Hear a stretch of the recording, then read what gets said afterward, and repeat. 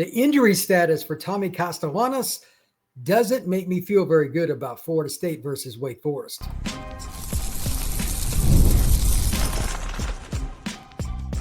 You are Locked On Seminoles, your daily podcast on the Florida State Seminoles. Part of the Locked On Podcast Network, your team every day. Back into Locked On Seminoles. I am your host, Brian Smith, longtime college football recruiting analyst. Thank you for making Locked On Seminoles your first listen here on the Locked On Podcast Network each and every day. Today's show is brought to you by our friends at Gametime. Download the Gametime app, create an account, and use code LOCKEDONCollege for $20 off your first purchase. It is a great place to get tickets. We're going to be talking about the transfer portal and how it's going to be very much a part of what's going on at Florida State, both coming and going at the back end of the show. It's really important. And hopefully I'm talking about it less than I think it's going to be needed, but we're going to get to that a little bit later. Florida State versus Wake Forest. This should be a very easy preview for the most part. I have a few stats that I want to share and talk a little bit about their quarterback today. And we're also going to discuss kind of the attitude with Florida State. How much are they going to take this game serious? I told you on Monday's show, like, this is something that's going to be a theme all week. We're going to talk about that in facing a quarterback that's relatively new, not that established. It can be dangerous. But the most important thing I'm going to discuss leads today's show. Tommy Castellanos, according to Mike Norvell, would not have played if there was a game this past weekend. He took that ugly hit, in my opinion, a dirty hit, against Stanford. And he's been banged up since the game against Pittsburgh on that drive. I think it was the second drive of the game, right down by the goal, and took a big hit. So he's banged up. He's improving, but here's the question. Should he or should he not play? Because you've got 4 games after you play Wake Forest. Anytime there's a head injury, it's a little iffy to begin with. But even without that, if Tommy's not really healthy and he's not able to run, can he operate Gus's offense any place near peak efficiency? I say no. I would hold him out. That is my take. He needs to be able to run on any play, full go. It's the danger with Gus Malzahn's offense, and I said it in the first time he came up to the podium last winter, all the way through. At some point, Tommy's probably going to miss a game. That's the nature of this offense. Well, that time has come to fruition. And if Florida State can't beat Wake Forest without Tommy, you know what? It just doesn't matter. You got to look out for the young man's health first and foremost anyway. Coming off a head injury, it would probably, in my opinion, be best to rest him just on that. But in addition to that problem, again, his leg's not the same. You can tell when he runs, he gives it all he has. Don't get me wrong. Tommy plays hard. But is Tommy Castellanos really and truly going to be that efficient against Wake or any other team unless he can take off, escape the rush, and throw, or just go run? He's one of the most dynamic players in college football, but that's when he's healthy. I would personally sit him down and let the young guy, Kevin Sperry, go get some reps. Not going to talk about Sperry's stats because they're so minuscule. I looked at him a minute ago. It's not really that important, but there is something else that is important. How does the rest of the team take this? As I noted at the opening, does Florida State really respect Wake Forest? Probably not. We can sit here and say, well, why would they not take them serious? You guys aren't very good. That's not how players look at things. They look at the helmets. And I know that's ridiculous, but I'm telling you, this is not just a Florida State issue. This is a college football issue. And when you do that, you could struggle. However, in reverse, they may look at it like, hey, we got a freshman going out there to play quarterback. Kevin Sperry's a good player, but inexperienced. We got to be on our P's and Q's. I'm curious if this, in some ways, reverse psychology could get the players going, because nobody wants to lose to Wake Forest at home. They don't. I think it might actually motivate the Noles. And again, to run Gus Malzahn's offense at peak efficiency, you need a guy that can really run. That is not a problem with Kevin. He is a really good athlete. He's physical. He's not afraid of contact. And he's got a good arm. I think that's pretty apparent based on how he performed against Stanford. Is it going to be perfect if he's the quarterback? No, it's not. They'll probably have to scale it back in some capacity. But remember, having last week, not playing on Saturday, and then going through this week again, he's going to get some of the reps. He's going to be a lot more comfortable. Chroma and all those guys, they got a week off from getting hit too. I would think, for the love of mankind, if you can't run the football a little bit more traditionally against Wake Forest with Kevin Sperry in the lineup, again, this is just my opinion, it's my take, I would sit Tommy and let Kevin go get his time in, if you will. If you can't beat Wake Forest with Kevin Sperry, then you know what? You're just done. You're just done. This season is completely in the dumpster. So I'm not trying to pick on Wake, but they're not that good. I'll get to their quarterback in their situation in just a little bit. They've got some talented individual players, but defensively, they do not match up with the Noles. I'll break down their defense on Wednesday, Thursday, and then have my final score prediction on Friday, especially as we learn more with injuries this week. But they don't. I think Kevin could throw for $180, 1 touchdown, maybe has 1 pick, and Florida State should still win by 10 points. I do. I'm going to tell you right now, barring something unforeseen, like Kevin gets hurt this week at practice too, I'm picking Florida State to win on Friday. I do not have faith in a young quarterback trying to go play at Doak. Even though Florida State's not completely dialed in, I think the reverse psychology of a freshman quarterback being out there, they're probably going to want to play for him. And on top of that, it's Wake Forest. There are going to be a few plays where FSU speed, especially Danzy, are they really going to be able to match up with that? Nobody else can. Why would we believe that Wake Forest is? They're probably going to play cover 2, cover 3, something basic. They're going to run the ball. It's going to be 2nd and 5 all day. I think Sperry will be okay. They might even score in the 30s with him. And by the way, Wake Forest's defense is solid. They held, I was surprised by this. To their credit, they held SMU to 12 points last week and won 13-12. That actually helps Florida State. Nobody outside of the people in Winston-Salem, in that locker room, that coaching staff room, thought they were going to beat SMU, and they did. So that also helps the Noles. So again, my take, I would sit Tommy Castellanos. I would play Kevin Sperry. And if Florida State can't beat Wake Forest on their home field with him, who cares? Who cares? I can go ahead and say this too. Evaluation over. Mike, leave. I know they're not going to do that, but that's got to be the evaluation. There is no excuse to lose to Wake Forest this weekend. None. 0, zip, none, nada. They hit the home run by getting Kevin Sperry to come here because he is a fit for Gus's offense. And he's a kid that's dialed in. You could tell he takes his preparation serious because when they inserted him into the game against Stanford, he didn't look like as the saying goes, a deer in headlights. He was pretty good. That's a good football player. Florida State has a chance with him behind center to be a pretty decent team. I'll be curious to see how he interacts with the team this week or what we hear. Maybe Tommy has a miraculous comeback and he can play. But again, I would sit him. That's just my take.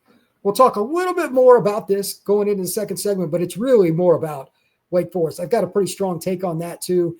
Defense, it's your time. If you guys don't bow up against Wake Forest, what are y'all doing? Wake Forest is not very good. We're going to talk about that next here on Locked on Seminoles. Today's show is brought to you by our friends at FanDuel. FanDuel. The NBA is back, and there's no better place to get in on the action than FanDuel, the official sports betting partner of the NBA. Even if you missed the start of the game or want to ride the hot hand, FanDuel has live bets on everything from who will score next to fourth quarter comebacks. Plus, you can bet on anything that you want, live bets, and turn it into a parlay if you want. Same game parlay for a shot at a bigger payout. It keeps the game exciting, makes it more fun for you, especially if your team's making a comeback. Right now, FanDuel is giving new customers $300 in bonus bets when you win your first $5 bet. Head over to FanDuel.com, sign up, and play your game with FanDuel, the official sports betting partner of the NBA. Thank you once again for making Locked on Seminoles a part of your day, each and every day right here on the Locked on Podcast Network. We're going to be talking about motivation. That's probably the most important thing, as much as I hate to admit it. Going up against a quarterback that's probably not that great, honestly. And finally, when you get an opportunity, this is my pet peeve for those of you that are everydayers. You know this, and please subscribe if you have not. Like and subscribe and share this pod. If you get a chance, you got to capitalize. Interceptions, fumbles, anything. Purdy, that's the quarterback, and I'll just go ahead and share my screen here. He's a pretty good quarterback in terms of talent. Like, I like his arm. Kid's got a pretty darn good arm. His name's Deshaun Purdy. He's a second-year player for the Deeks, but he's only really played in 2 games, the last 2. And for those of you that are not on YouTube, his first game that he started, 51.9%, and second game, 53.8%. And the 2 teams he played are Oregon State and SMU, 2 teams that can't play pass defense, and he still stunk. He threw 4 touchdowns against Oregon State, but they're not really a P4 school anymore. That's more like a MAC team. I just don't think that you can allow him to throw deep. He's got an arm now. He's a big kid. He's got a gun. And like, if he takes off and run, you better hit him low. He's a strong kid. He's built like an H-back / tight end put together. I would imagine if Florida State's going to have any game the rest of the season where their scheme based on what Tony White wants to do, and he's been stubborn with how he uses his linebackers, I wish he'd be a little more aggressive with them. But if you're just going to drop into coverage, this would be the game. I don't think they're very good at it, especially underneath. But when you show a lot of different zone coverages to young quarterbacks, that especially the ones that are not like the kid that, like the Heinzel kid at Pitt, he threw over 400 yards this past week. Especially just normal redshirt freshmen like this Deshaun Purdy kid, his head's going to spin. So I say again, Florida State, as a defense, if you guys can't slow this offense down, and they only scored 13 points against SMU. SMU's passing defense is garbage. It is horrible. It is worse than Florida State's or anybody else in the ACC. It's the worst. And they still only scored 13 last week. If you can't slow down the Wake Forest, Demon Deacons passing game, it's a joke. Now, to be clear, I'll back this up and we'll just to show, because they've got a really good player. Oh, this darn thing's not going to help me. All right, we'll get rid of it. But they've got a really good player at running back. Really good. Like, he's going to play in the NFL. So you need to keep everything in front of you, tackle well, wait for turnovers, occasionally blitz. But their running back, Claiborne, he is legit. Force the freshman to beat you. Bring a safety up, bring him back, play games with the quarterback's head. This isn't rocket science. And if you're dialed in between the years, they're going to turn it over 2, 3, maybe even 4 times. As long as you don't allow their running back to beat you. And he's good. He's really good. That's it. There is no specialty here. There's no specialty. You can play a very generic game. Just contain. Don't allow the running back to get outside. And this has been a pet peeve of mine, specifically with Florida State. Last season, even worse. But they've allowed too many guys to get to the outside as quarterbacks or versatile running backs like this kid they're going to play against Wake and extend drives. That cannot happen this week. The edge defenders, whether it's a safety coming down, the nickel, the outside linebacker, the defense, whatever. Please contain. I don't want to see all this third down nonsense against a team that, again, just scored 13 points against SMU. They stink on defense. Offensively, they got some talent and had an off day. But to that end, there's no excuse. Now, when Florida State has the ball, we already talked a little bit about Sperry. I'm just going to finish up on that. Other guys got to help him too. If there was ever a game Florida State just was, I'll probably never say this again, but if he ends up being the quarterback, can't believe I'm saying this, I hope it's really generic game plan in general. Inside zone, occasional reverse or screen or something to keep him a little bit honest. You should be able to score 21 points and win this game. You should. I'm not voting for that. But if you don't turn the ball over and you make them go 70-plus yards over and over again, there's no reason to lose the game. You should still win by 10. Wake is going through a transition at quarterback to a guy that's more of a thrower, and it just takes longer for those guys. Post-snap reads are not fun to learn. They take years and years and years, and most people never truly get it. This is the one time, as I said again, Tony's defense probably not going to be much fun to deal with because they give a lot of different looks out of zone. Where guys are dropping to, et cetera, including probably some added fire zone or different blitzes he hasn't seen, they're going to play with this kid's head. So unless you turn the ball over, don't be too aggressive. Unless you turn it over, it's going to be pretty hard, honest to God, to lose this game. Even with Kevin Sperry, who, again, I think is one of the better freshman quarterbacks in college football. Looks the part, plays the part, the way he's aggressive. I think he's got a world of talent. Florida State, they need to be smart about this. Don't overload the kid. Throw deep to Danzy a few times, whatever. You could turn it over once, maybe even twice if you're throwing deep shots, kind of like a punt anyway. But you should run the ball, make them go the length of the field. It's not rocket science. So where does the onus fall? Fortunately for Florida State, it's the veterans. It's the linemen. They've got a pretty good run blocking group. If they don't run for 2 bills or more this weekend, there's something wrong there too. No excuse for that. Wake Forest got a solid defense and they play hard. They got a good coaching staff. They do. They're not that deep. Do I think they can pull off what they did against SMU, especially after Florida State absorbs that film? Probably not. Gus is a veteran play caller. He's going to find something that SMU didn't. And Rhett Lashley's a really good coach. I've talked about him on this show. It's a possible candidate. They figured it out, and Kevin Jennings had a bad game last week. Well, no offense to SMU, one of their big problems, they don't have the offensive line that Florida State does. They can't just beat you up front. And Jennings was off, and they struggled in key moments. They just struggled. 12 points against Wake, that's pretty bad. I expect Florida State to come out, establish the run. They may not score in bunches if Kevin is the quarterback, but if he is, you should be able to move the ball a little bit, stay out of your end, play most of the game beyond your 40-yard line. It'll take care of itself. Win 24-10, 24-13, something like that. I'd be good with it. Again, if Tommy plays, all bets are off because I don't know. If I knew right now Tommy was playing, I wouldn't even want to pick the score because how are they going to play and how healthy is he really? We all know they're not going to give an accurate depiction of how healthy he truly is, how much he's going to run, and that impacts the offense. So I would stay away. So I'm looking at this strictly as if Kevin is going to be the quarterback. I have Kevin Sperry in the lineup. We'll see if I'm right or wrong, but we'll figure that out on Saturday when the game starts because, again, you just never know. When we come back, the transfer portal. I am concerned about it for Florida State, and you should be too. That is next on Locked on Seminoles. Today's show is brought to you by our friends over at Gametime. College football is back, and I couldn't be more excited. Every week seems to get better. There's more entertainment every week with all the upsets, all the different craziness going on, the coaching firings and everything. And, of course, at the game, the tailgates, rivalries, all the energy in the stands. It's awesome. There's nothing quite like it. But let's be real, buying tickets can be a bit of a hassle, especially the endless queues and getting really bad advice up front. Hey, this is what the price is, but it's changing at checkout.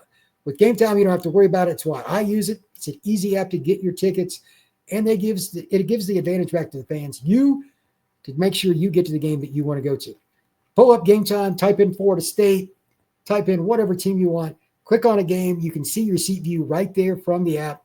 It's really simple. Take the guesswork out of buying college football tickets with Gametime. Download the app, create an account, and use code LOCKEDONCollege. You get $20 off if you use that code LOCKEDONCollege. Again, promo code LOCKEDONCollege for $20 off. Swipe, tap, ticket, go. Download the Gametime app today. All right, let's discuss my concern for Florida State in the portal. This week, I said on Monday's show, and I'm going to say it every day this week, it's the same.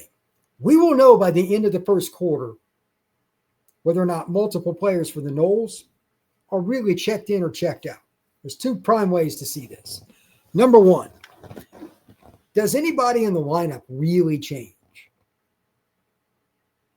Now, we could guess, I suppose. You could throw this in there. Norvell's not very good about being honest and forthcoming with injuries. I'll give him credit on the Tommy stuff, but we'll see. I don't think that's going to be his call because he took a headshot. That'll be the doctor anyway. But to that end, with everybody else, if suddenly a few guys aren't in, like Edwin Joseph, for those of you that know, if you know, you know. Like if guys aren't in the lineup, it may not be a bad thing, to be honest, as goofy as that might sound. For those who don't remember or haven't heard, like he's the one that had this spat allegedly with Norvell on the sideline. I didn't look it up. I don't even want to know. But if you're having problems with the coach in a game, generally not a good sign. Morale is a little iffy, and that's just one example. How many other guys either A, aren't starting that we expect, or B, if they do start, are suddenly not in the lineup? I'm curious about this. This is the fascinating part of college football. Remember, we're dealing with 17 to 23-year-olds primarily. That age group, volatility and emotion, it's just natural. I know I wasn't very much fun to deal with at that point. I knew everything. A lot of college football players think they do too. I was wrong, and so are they. The point is still the same. Who does or who does not get yanked out of the starting lineup? And even if they do start, how many guys play all the way through that you would expect? Pick a spot, I don't care which one, and they are truly dialed in. You can't hide body language. You can't hide hustle. I expect to know, in my opinion, by the time I review the tape on Sunday, Monday, watching highlights and just going back through the game tape, I bet you I have at least 3 guys in the back of my mind, depending on how bad it is. I'll discuss it on this show. I'm like, this guy's not coming back. Bye. Florida State doesn't need that crap. As somebody covering Florida State, I don't need it. And anybody watching this that's a Florida State fan doesn't need it either. Every school has this problem to a certain degree, even Ohio State, whatever school. To that end, you could see a small sliver, against Stanford. They had a lot of effort. They played hard till the end, but did they do it across the board? Probably not, because mentally, it's just as important, if not more important, than the physical. Do we really think Florida State's players were dialed in based on how many points they scored? Offensively, they sure weren't. Defensively, I think they played pretty hard. They only gave up 20. I'm not going to sit there and harp on the D overall. But 13 points? I know Tommy was banged up. I get it. But they had Deuce back. Mackay was out there. Chroma. It's like, really? How many guys were really dialed in preparation? That means mental reps at practice. That means film room. That's probably the most important. They obviously didn't pay attention enough to that because Stanford was getting off blocks and making plays on running backs, receivers, everybody. They weren't completely dialed in. I'm straight calling Florida State's offense out last week. They weren't dialed in. There's no way in the world. How dialed in is the offense, and does that transition over to the D? Again, they only scored 20 on them, but maybe this week it kind of goes because they're just sick of it. Maybe some of those guys dive bomb on the effort. We'll know more about the portal after this game, but I think by and large, we'll know after the first quarter. And if by some, and this is crazy if it happens, just going to say it for the record, if by some reason Wake comes out and just beats Florida State down, I'd be shocked, but you never know. It is the beginning of the end, and it's just a matter of who's even back next week. Like, things like that happen. There are some guys around college football, like that I know privately, are done at certain schools. Like, I've got messages, etc. They're done. Not saying I'll get that from Florida State players, but you'll be able to tell with the body language. And then there's the other side of this. Just for the fun of it, and I know the roster's probably going to turn over completely anyway, here are the 3 positions that I think Florida State needs to hit in terms of not volume, but they need to get a guy for next season. Forget the coaching situation. Just if nothing else changed, these are the 3 spots that I'm like, okay, it's just got to happen. Number 1, like I'm going to assume either Sperry or Tommy or whatever. I'm going to leave quarterback out of this because we're not sure what's going to happen. Just for the record, taking quarterback out of the equation. O-line, they need at least 1 stud tackle, and it's going to be a really expensive year. Out of the 27, I think it was, something like that, schools that I went through and studied their depth chart, etc. Took a couple hours the other day, and I listed 3 spots. O-line is number 1 by a bazillion miles, all but like 3 or 4 schools out of the 27 that I used. And these are the teams that are competing for a playoff spot or tradition-rich programs like Florida, Florida State, Miami, etc. All but 3 or 4, I had O-line, and almost every one of them was number 1 or number 2. It's going to be expensive for Florida State, but they need 1 guy. They got some good young players. They're still going to need at least 1 tackle or guard or something at minimum. We'll see if they do it. Overall, they'll need more than that, but they're going to need at least 1 dude, somebody that's very expensive. $1.5 million, something like that. It is what it is. Position 2, edge rusher. Amari is probably going to play it, but you need 3 or 4. He's the only pure, like if you think of the old school 4-3 defensive end or like the Lawrence Taylor position, the stand-up guy, he's the only guy on the roster that truly fits it from a metric standpoint. Height, weight, speed, length. They need at least one portal guy. Isaiah Williams is coming in to recruit. I think he'll get shifted there almost immediately. He can get after it. He's a pass rusher, but they're going to need that. And then finally, it's a linebacker. I mean, they need this talent there. If they need numbers at any one spot, it's there. They're going to lose a few guys. They need more speed. They need more ability naturally to cover in space. Obviously, linebacker would be the other spot. Now, I'm sure many of you are saying, Brian, this roster, you just said it's going to turn over. We know it's going to turn over. That's the baseline. That's all I'm saying. Are there going to be other issues? 100%. If Norvell is canned as I expect, this will be, I know this sucks, a slow rebuild. The next year, it's whatever you get out of it.